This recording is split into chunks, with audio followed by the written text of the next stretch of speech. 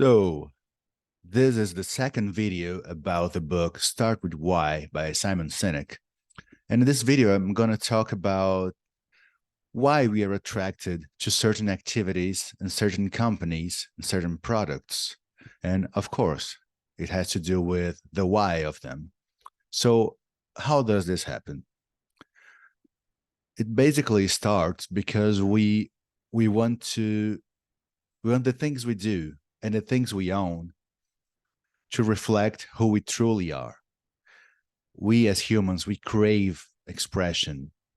And when we express ourselves, we crave appreciation from our peers. We want respect from people that we respect. And if we can do that by expressing who we are, well, that's just perfect. That's what we all want. And what happens with companies that start with why, and when we start with why, what happens is those products or those services or activities, they reflect who we are, and we have a sense that we belong because other people are consuming them, and we instantly know that they have similar values to us. And now what I'm saying is not rational. This happens in a more emotional, a more primitive part of the brain, a more unconscious part of the brain, because we associate those things that have a clear why with certain values. And so when we wear them, when we buy them, when we use them, we associate ourselves with certain values and with other people that have those values, and other people who have those values also have those products. That's how it works in our brain.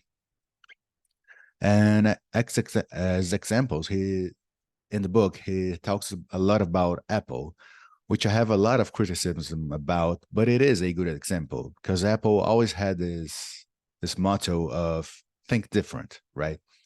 So they always had different designs, different products. They were always on the edge of new functions. Well, you can think of the iPod, the iPhone.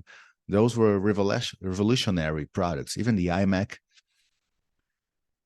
So when you have those things, when you wear those things, you use those things, you are saying, I think different. I'm not like PC, like that old ad that Apple had, where Apple was represented by like a cool guy and PC was represented by an old guy in a suit, all stuffy, you know. We want to be the cool guy. If you have those values, you will be more attracted to Apple because they have a clear why. The same thing happens, for instance, with Harley Davidson, the motorcycle. People who own Harleys, they are naturally attracted to each other. They form groups, they form bands that travel together, even gangs, just because they bought the same type of motorcycle. That's how powerful the Harley Davidson Y is. And the same thing happens in an individual level, like in a leadership level, but not a company. If you think about Martin Luther King, the people who were present at his speeches, they could be very different from one another. Black, white, male, female, doesn't matter. They were there to hear that specific message that had a ton of values very clear to the audience. And for some time at least, those people were all together. They were brothers and sisters together for the same cause, for the same values. So that's what happens when we have a clear why. And at this part of the book, Simon Sinek presents us with the golden circle, as he calls it, which is a concentric circles with the why in the middle, and the next circle is the how, and the outer circle is the what. And he compares that to our brain. Like in the center, we have our old brain, our reptilian brain, our limbic brain that processes basic instinct, emotions. It's where our unconscious is, unconscious part of our mind. And the outer brain, especially in the front, is the neocortex, which is where our rationality is, where our language is. And he compares that our brain to that golden circle because the why and the how are more difficult to express in language. They are more guttural, they're more emotional. And the outside, the what, It's very easy. It's very logical. It's very, it's sequential. It's like easy to express in language, but it isn't what makes us feel alive, feel human, what makes us act. And this is very interesting because this is a known fact in neuroscience. When people have lesions that interferes with their emotions, when they cannot feel emotions anymore, they only have the logical part of the brains intact, you would think they would make very good decisions, very rational and logic decisions, but that's not the case at all. People get paralyzed because they overanalyze everything. They don't have this feeling, this emotion, this unconscious drive that makes them decide ultimately for something.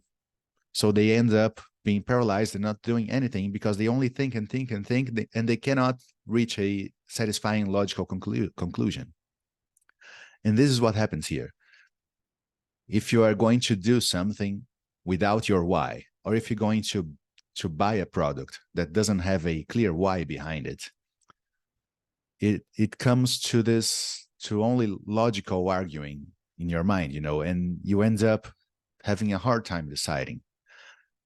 In contrast, if you're going to do something that is very clear to you, that has a meaning, or if you're going to buy something that is very attractive to you, it's very easy to make the decision. And what ends up happening, and this is also affecting neuroscience, we make decisions with our emotions and we rationalize it with our neocortex. We rationalize it with our language. And this brings me back even to The Way of the Wolf, the book by The Wolf of Wall Street, when he says that you cannot sell something that a person doesn't want. Even if you persuade them, even if you have a very emotional and compelling case, they may end up buying from you. But later, when they rationalize it, they can think like, I don't need this. I'm going to return it. And people have the right to return it, of course.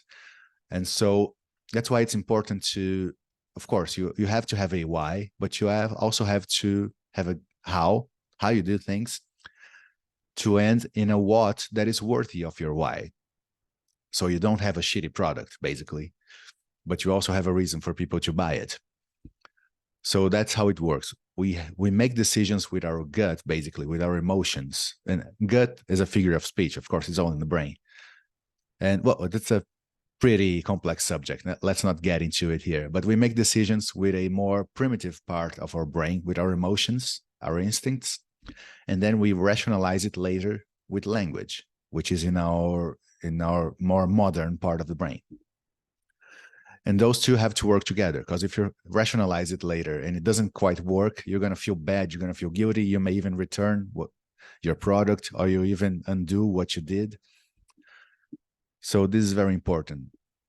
And this is where the golden circle comes. And the image is not very scientifically accurate, but it's still a valuable image of the brain, coming from most primitive and more emotional to more modern and more rational, but with less power. There's a very powerful image, and one that is useful when you're thinking about your own why, or the why of your company, or of the products that you buy. Remember that we are very emotional. We make decisions based on emotion, and we want to express ourselves and to belong and to see other people that we respect accepting us. This concludes it for this part of the book. I think it got a little abstract, but the next ones will be a bit more practical. But I hope you enjoyed it, and I hope it was useful. See you next time.